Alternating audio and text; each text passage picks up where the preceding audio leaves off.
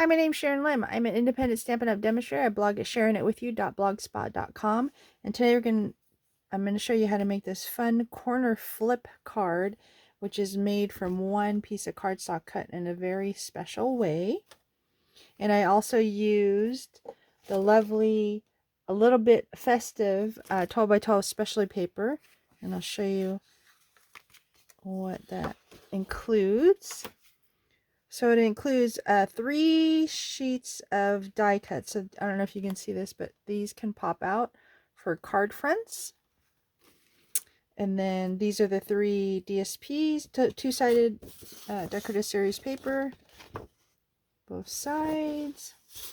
I cut some already and I used some right. And then you get 2 sheets of die cuts.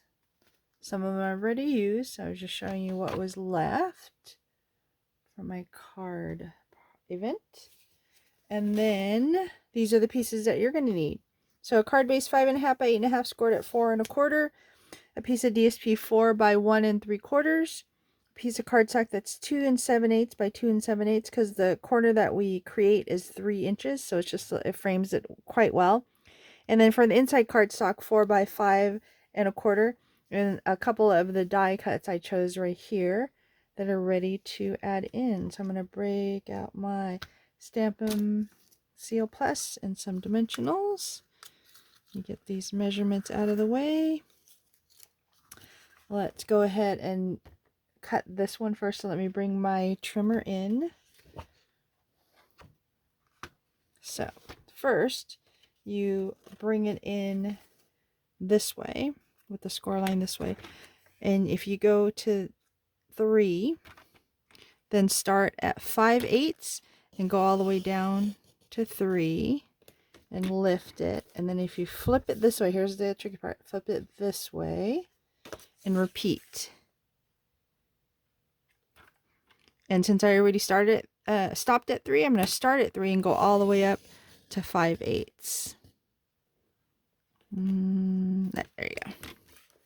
Okay, then bring that back, trimmer back down. Then I'm going to use a pencil to actually mark where 3 5/8 is, because that's where you're going to mark on the cardstock. So you can use your grid paper or a ruler. I'm going to go ahead and use a ruler. So what did I say? 3 5/8 here. 3 5/8 here. Then you're going to use your bone folder to score, or you can put it along your trimmer too.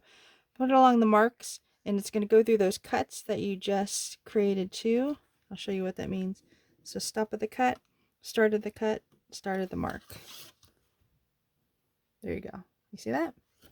It's the coolest thing, and I love the side of it. So then all you have to do is do the usual fold along the score line to make your card, right? And then this is as simple as that. Look at that. And then really burnish those down. Get one dimensional to put in the corner to make sure that it stays down. Adhere, T for top.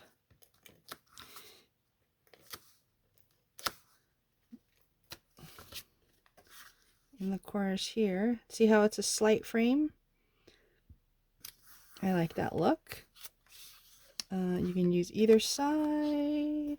Oh, I don't know, green or red? I'm going to do red.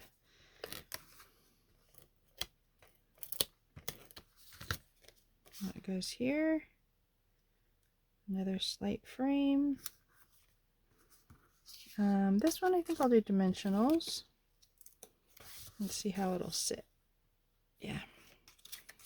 It'll look nice being kind of popped up, but still layering a little over the square. I love this simple fold. Once you get the cuts created, it looks really nice. I was going to save this maybe for the sentiment. Let's see what it looks like. Let's go ahead and do this. Oops. That's for the corners. I don't like it when the corners pop up. Let me do a little gold here. Top, bottom, side. Let's do the bottom. We're putting room for sentiment. Put that top back in there. We'll bring back the other cards. What do you think? Super fun. You know I love the fun folds and the cuts, so I figured that out. So thanks for letting me share this with you. If you enjoy this video tutorial, be sure to subscribe to my YouTube channel. I do many, many more in different types. So thanks for letting me share this with you, and have a great day. Bye.